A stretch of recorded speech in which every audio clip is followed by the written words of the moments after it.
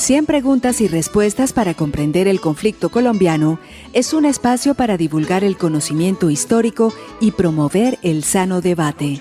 Orientan este programa los profesores Mauricio Albeiro Montoya y Wilmer Zuleta. ¿Qué puedo hacer por mi pueblo? Aquí ya no existe paz, aquí ya no hay libertad, aquí ya no pasa un día sin algo que lamentar. ¿Qué es la paz? En primer lugar, ¿la paz es que se acaben los combates guerrilleros? ¿O la paz es que dejen de morirse 400 niños al día? ¿Qué es la paz? La paz es que sigan deambulando por las capitales del país 2 millones de personas, 2 millones de personas, hambrientas, desesperadas. La paz es que la gente tenga que hacer ranchos como los que se hacen en las grandes ciudades de Colombia. La paz es que el 70% de la población colombiana siga desnutrida. ¿Esa es la paz? ¿O la paz es darle la seguridad y tranquilidad a 5 o 6 mil guerrilleros? La paz pasa por la justicia social. Por ahí es donde pasa la paz. Por eso yo le digo, no hay que preocuparse del movimiento guerrillero, ¿no? El problema no es el movimiento guerrillero. El movimiento guerrillero es la vanguardia de la protesta en el país. Pero el movimiento guerrillero no es absolutamente todo el pueblo. Miremos hacia el pueblo, miremos a las soluciones del pueblo. Yo estoy de acuerdo de que las soluciones económicas no son a corto plazo, son a largo plazo, pero que se vean, y nosotros no las vemos. Nosotros lo que vemos es el fortalecimiento del sistema, lo que vemos es el fortalecimiento de un Estado clientelista, lo que vemos es el fortalecimiento de la próxima campaña electoral, lo que vemos es el fortalecimiento de quién va a ser el próximo presidente de la República. Ya eso está escogido. Porque son los mismos, con las mismas. Han cambiado el estilo, ha cambiado la sonrisa, ha cambiado las buenas intenciones, pero este país no vive ni de la sonrisita de un presidente, ni de las buenas intenciones de un presidente. Queremos hechos. Sean todos bienvenidos nuevamente a su programa radial 100 preguntas y respuestas para comprender el conflicto colombiano. El día de hoy tendremos un programa en el que conversaremos sobre 2 personajes representativos de la guerrilla del M-19, de la que en programas anteriores hemos venido hablando. Hoy hablaremos de Jaime Bateman Cayón y de Carlos Pizarro León Gómez. Al inicio de este programa escuchábamos las palabras de Bateman en una entrevista en la que hablaba sobre lo que para él significaba la paz. Pero además hemos querido salir también a las calles a preguntar a la gente sobre qué tanto conoce sobre este personaje, y esto fue lo que nos encontramos. Jaime Bateman es un eje fundamental de la historia del M-19 porque representa, creo yo, como una suerte de rabia popular, de rabia del pueblo que se materializaba en la importancia de la lucha armada, pero una lucha armada que se diferenciaba de las FARC, que se diferenciaba del EPL y del ELN porque hacía parte de una indisposición, digamos, general sobre la sociedad. Jaime Bateman era conocido dentro del M-19 por ser quien generaba como indignación, quien generaba rabias, emociones. Entonces yo creo que era el complemento perfecto para otros integrantes como Navarro o como Pizarro, porque les permitía generar la emoción de una lucha armada que defendiera en todos los aspectos las verdaderas preocupaciones del pueblo. Él era un gran indignado por la falta de Estado en Colombia y creo que eso es lo que todos recordamos del M-19. Jaime Bateman, guerrillero del M-19, perteneció al Partido Comunista y quería la paz en Colombia. Jaime Bateman era un líder guerrillero del M-19, nació en Santa Marta, siempre quiso la unión y la lucha y defensa por la gente. Jaime Bateman fundó el M-19, fue de izquierda y él quería la equidad en Colombia. Bueno, sobre Jaime Bateman, ¿qué podemos decir? No, pues primero un hombre polémico, de ideas guerreristas, de ideas en mi sentir tendientes un poco como a esas vertientes comunistas, pero parte fundamental de esa lucha militar del M-19. Muchos lo recuerdan por esas entrevistas que circulan en plataformas como YouTube, donde se ve, digamos, esas posiciones extremistas de las que hablamos al principio, pero sigue siendo un personaje muy polémico que termina siendo parte fundamental del M-19 y, digamos, distanciándolo de algunos líderes como Pizarro, que no tenían esa tendiente guerrerista o militar, pero digamos que son parte de la estructura del M-19 y digamos que eso sería lo fundamental sobre Jaime Bateman. Escuchábamos ahí entonces algunas de las respuestas que la gente daba en la calle, pero José, ¿quién era este personaje? Un perfil que podamos hacer, al menos que nos dé cuenta de algunas de las anécdotas y cosas de la vida de Jaime Bateman Cayón.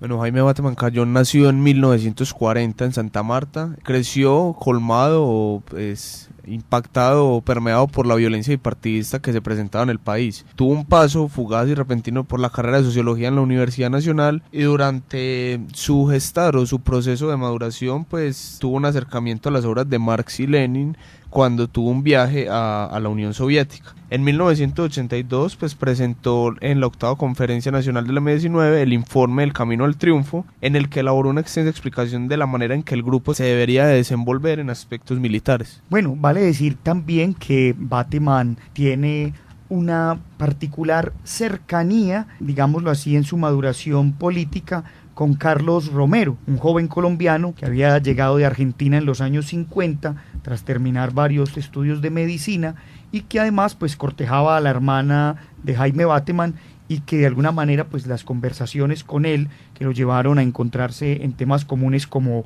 el comunismo, el marxismo y el peronismo, pues digamos que dieron cierta madurez política al pensamiento de Bateman.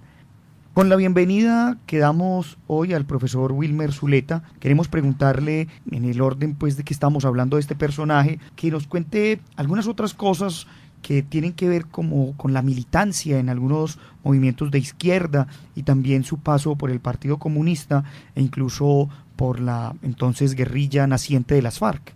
Jaime Bateman Cayón tuvo un paso por la Unión de Repúblicas Socialistas Soviéticas. Allí tuvo la oportunidad de leer las ideas de Marx y de Lenin, aunque él siempre se orientó más hacia la socialdemocracia, y también hizo parte de la Juventud Comunista. Tuvo un paso fugaz por la Universidad Nacional en el programa de Sociología, pero hizo una amistad con Tiro Fijo, con Ciro Trujillo y con Jacobo Arenas. A partir de allí se convirtió en instructor político y promotor de ideas en las FARC.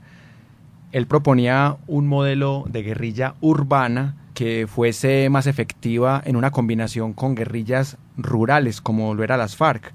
Sin embargo, el Partido Comunista lo expulsó, acusándolo de paralelismo y de divisionismo, dado que consideraban que sus ideas y sus acciones no contribuían a acelerar el proceso revolucionario, y finalmente Bateman fundó un grupo llamado Los Comuneros. A partir de allí también en sus cuadernos, que era un medio de comunicación, hacía serias críticas al Partido Comunista y a esa forma marxista de llegar al poder, y propendía por una socialdemocracia. Eso es bastante interesante porque para algunos estudiosos como Darío Villamizar, las primeras 2 conferencias de consolidación y formación del M-19 están en ese momento histórico en el que este movimiento todavía no se llamaba así, sino que llevaba por nombre Comuneros.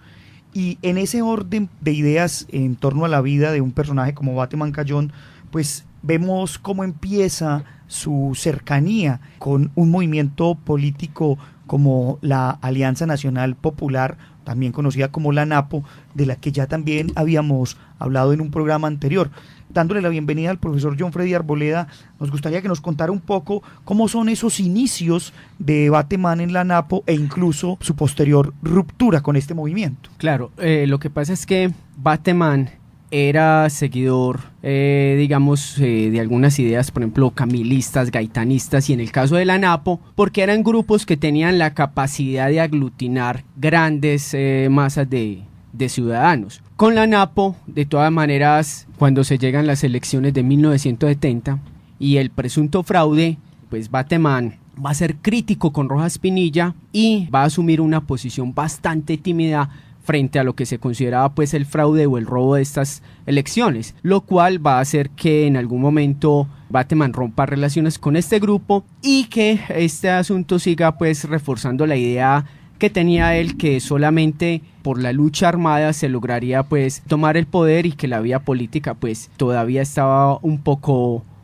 lejana de poderse utilizar.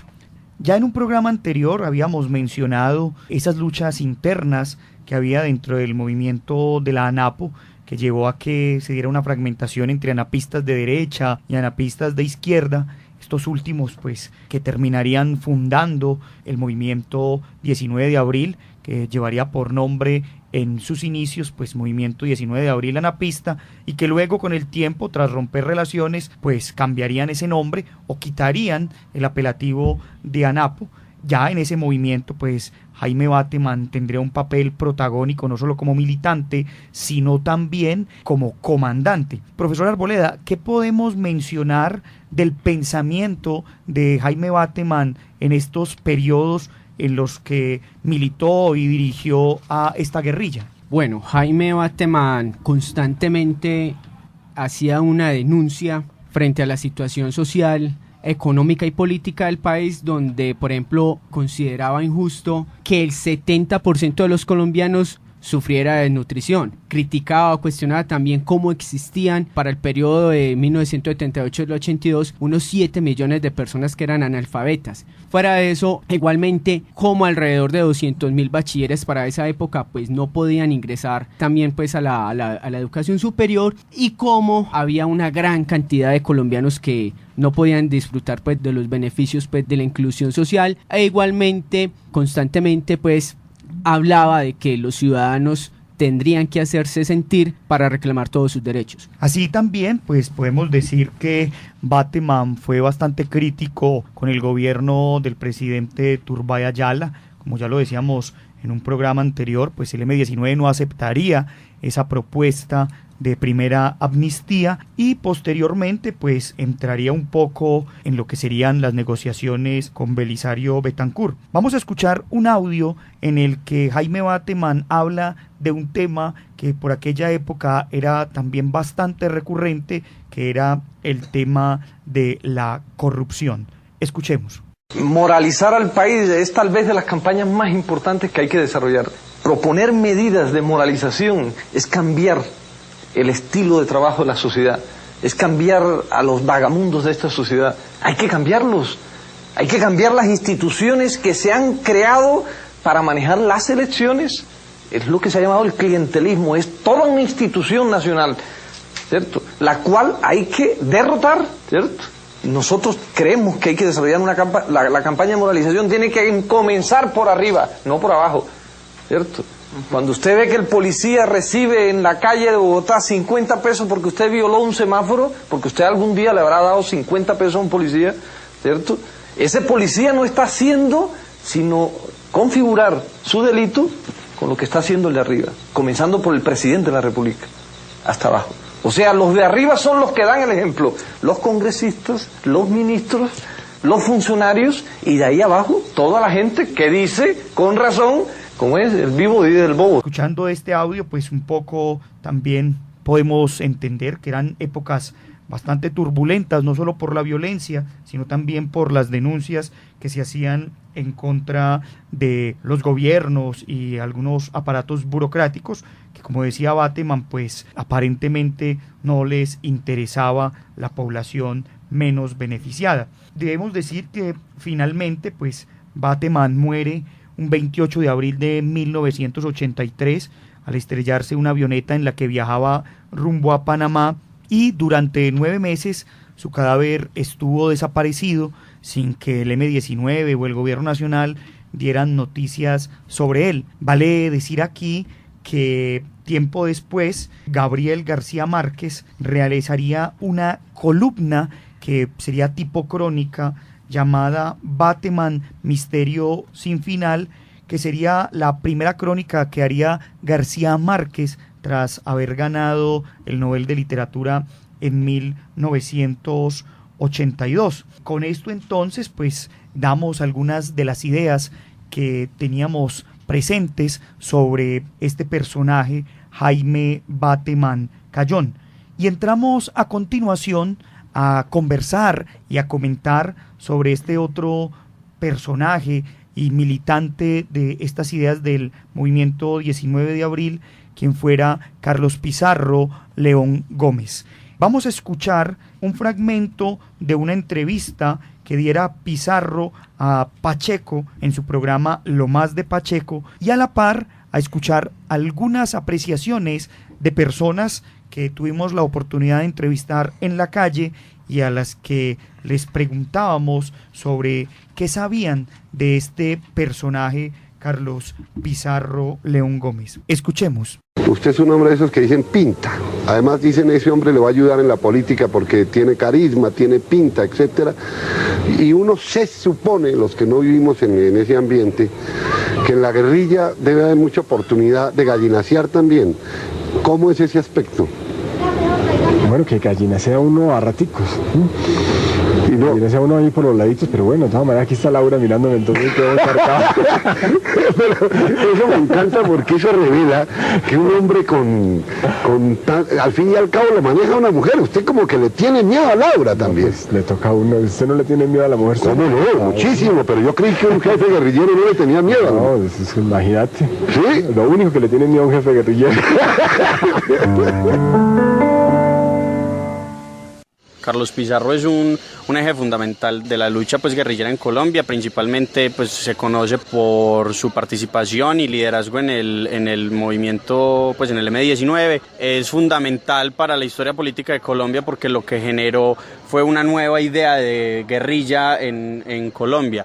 Su muerte, digamos que generó un movimiento social importante, pero yo diría, me refiero que dejó un legado importante político, pero yo diría que lo más importante de la vida de Pizarro es su lucha guerrillera misma, la idea de una guerrilla urbana, la idea de una guerrilla, por así decirlo, intelectual, una guerrilla que tenía propósitos políticos específicos, más que todo el de la Constitución, generó una nueva, digamos un nuevo aire a lo que la lucha guerrillera en Colombia y en Latinoamérica había pretendido. Quiero hablarles sobre Carlos Pizarro. Carlos Pizarro era un tipo que también quería todo lo sobre el socialismo. Lástima que lo asesinaron en el 90, pero es un tipo también que perteneció al M-19. Carlos Pizarro León Gómez, lastimosamente fue asesinado en 1990. Era un líder del M-19 y siempre luchaba por la equidad. Carlos Pizarro fue un dirigente político de izquierda que promovía el socialismo y que de hecho fundó o ayudó a fundar el movimiento político M-19. Sobre Carlos Pizarro podríamos decir algunas cosas importantes, entre ellas, y lo fundamental sería decir que Colombia se perdió de un gran líder, de una persona que con unas ideas progresistas, sociales, trató de implementar o de querer implementar ese cambio que el país necesitaba para los años 90. Entonces, como gran parte de los líderes de este país se suprimen, se eliminan para evitarle el cambio. Carlos Pizarro, uno de ellos, parte fundamental de la estructura del M-19, no tanto en el ala militar, sino esa ala política y social que de verdad pretendía el cambio más allá de la guerra de guerrillas, como lo denominan algunos. Sin embargo, creo que lo más importante que podemos decir sobre Carlos Pizarro es que Colombia, o nos privaron más bien de tener un líder que pudo hacer ese contrapeso a la política tradicional colombiana. Escuchábamos ahí entonces las apreciaciones, tanto en la entrevista que daba a Pacheco, como las apreciaciones que las personas tienen sobre este personaje. Pero en realidad, ¿quién era este personaje y qué sabemos de él? Carlos Pizarro nació en Cartagena el 11 de junio de 1951. Desde su educación inicial se destaca por el paso de escuelas en el exterior, colegios bilingües y de otras tendencias religiosas. Ya para su formación profesional fue admitido en la Facultad de Derecho de la Universidad Javeriana, donde junto con sus hermanos Juan Antonio y Eduardo y demás otros compañeros del mismo claustro dieron muestras de su pensamiento al promover un periódico llamado El Pizarrón. Además de eso, se cuenta también que Pizarro promovió la primera huelga pues en esta universidad, por lo que fue expulsado y posteriormente pues iría a la Universidad Nacional, como él mismo lo dijera, pues no a estudiar, sino a tirar piedra. De alguna manera pues también se veía un poco esa militancia revolucionaria de una figura como Pizarro, que teníamos como particularidad que era hijo de un almirante de la Armada Nacional. Y en ese orden de ideas pues del que venimos hablando aquí, es bastante interesante pensar un poco cómo esas acciones revolucionarias pues llevaron también a Carlos Pizarro, al igual que a Bateman, a tener una relación con los militantes y dirigentes de las FARC, y que de alguna manera pues lo empezaron a vincular a esta vida revolucionaria. ¿Qué pasó en ese encuentro con la militancia de las FARC? Bueno, Mauricio, antes de dar respuesta a tu pregunta, hay que comentar cómo cuando Pizarro conoce a Jaime Bateman en la Universidad Nacional, genera un gran impacto en Carlos Pizarro. Posteriormente entonces va a militar en el Partido Comunista y luego hará un paso por las FARC entre 1972 y 1973, y como ya pues habíamos expresado, pues tendrá diferencias pues con miembros de las FARC, por lo que ellos consideraban pues una inactividad pues en la parte armada. En septiembre de 1973 Pizarro va a desertar de las FARC, y el día que abandona pues a las FARC deja una nota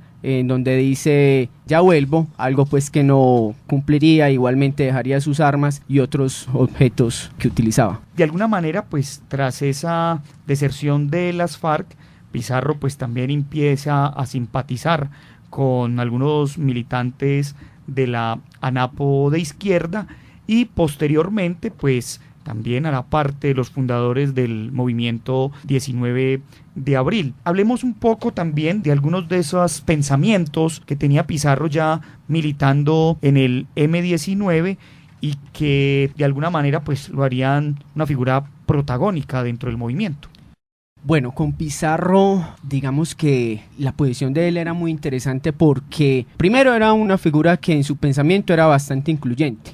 Incluso en algún momento él consideraba que si se tenía que sentar en una mesa de diálogo con los que eran sus oponentes, lo haría. Igualmente hay que tener en cuenta que su pensamiento era un pensamiento más ligado a la socialdemocracia que al comunismo. Sin embargo, pues no era en ningún momento pues fue enemigo de los comunistas. Lo otro que también es que Pizarro soñaba con un país de plebiscitos, un país de cabildos abiertos, es decir, donde la ciudadanía se empoderara de los espacios de democracia y de participación, ya que consideraba pues de que la población había sido excluida y que era hora de que ésta fuera escuchada por el gobierno nacional. A finales de los años 70, pues en el marco del Estatuto de Seguridad promovido por el entonces presidente Turbay Ayala, pues Pizarro es capturado, enviado a la cárcel e incluso condenado a más de 20 años, pero para los años 80, con la entrada de Belisario Betancur, pues es uno de los beneficiados con la amnistía que brinda en el año de 1982. Y en ese trasegar, pues están todas las acciones que ya en un programa anterior habíamos mencionado, pero pues finalmente ya Pizarro, específicamente a finales de los 80, pues firma la paz como comandante principal del movimiento, y vendrá pues la transición no solamente de él sino también de todos los guerrilleros del M19 a ser parte de un movimiento político como sería el de Alianza Democrática M19. Sin embargo, pues Pizarro entraría en una campaña política que acabaría muy rápidamente, pues no lograría ni siquiera terminar su candidatura, pues sería asesinado, y esto pues de alguna manera turbaría más las aguas en este momento político en el que vivíamos. Carlos Pizarro hizo su campaña a la presidencia durante 45 días y allí proponía ideas muy vanguardistas para Colombia, entre ellas el tema de una paz que realmente fuese acorde a la democracia y a la justicia social. Sin embargo, cuando se dirigía en un avión hacia Barranquilla, el 26 de abril de 1990, fue asesinado por un sicario de 22 años. A Pizarro lo cuidaban 14 guardaespaldas, 9 eran del DAS, y uno de los 9 guardaespaldas del DAS inmediatamente asesinó al sicario. Fue difícil saber quién era el autor intelectual de este magnicidio, que sí fue declarado en el 2010, y lo curioso fue que al principio se le echó la culpa a Pablo Escobar y este negó la responsabilidad, pero más adelante, primero Fidel Castaño en una entrevista al señor Patiño y más adelante Carlos Castaño en el libro de sus confesiones, allí reconocieron que habían sido los autores del crimen. Particularmente Castaño, Carlos, fue el que aseguró que había entrenado al sicario de 22 años y así se acabó la vida de este gran líder del M-19. Vale decir también que es la época donde no solo es asesinado Pizarro, sino que también ya había sido asesinado Luis Carlos Galán, y posteriormente sería asesinado Bernardo Jaramillo Osa. Un momento bastante turbulento en la historia política colombiana. Vale decir también que hay varios recomendados que podemos mencionar aquí sobre obras relacionadas con Carlos Pizarro. La vida, el recorrido por estos dos personajes también marca el paso de la vigencia política del M-19, ¿cierto? Que transcurrió durante 2 décadas donde fue en un primer momento muy fuerte el imperialismo y en un segundo momento también en contraste la fortaleza de la Unión Soviética, que es de ello donde se nutren para formalizar pues su postura del marxismo-leninismo, y esto causa también interés por corresponsales internacionales y es el caso de Sebastián Alzate Castillo, catalán, quien en su libro Guerra a la Guerra hace un recorrido por la vida y los planteamientos de Carlos Pizarro a partir de varias entrevistas y habla y destaca el Batallón América, formación de las milicias urbanas y las operaciones con el paso vencedores. Bueno, en esas entrevistas pues Pizarro menciona mucho de su vida política, su vida intelectual y también muchos de estos temas que usted, profesor, mencionaba. Queremos terminar este programa del día de hoy escuchando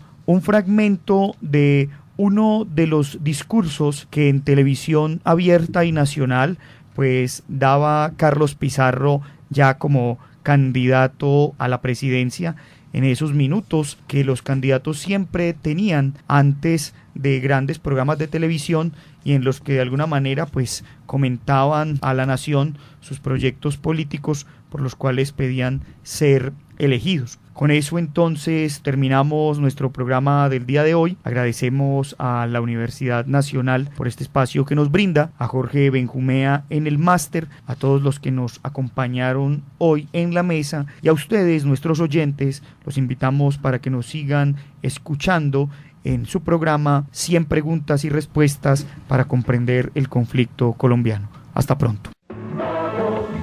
Entre todos cambiaremos la historia de Colombia. Colombianos, los que creemos en la paz, hemos quemado las naves.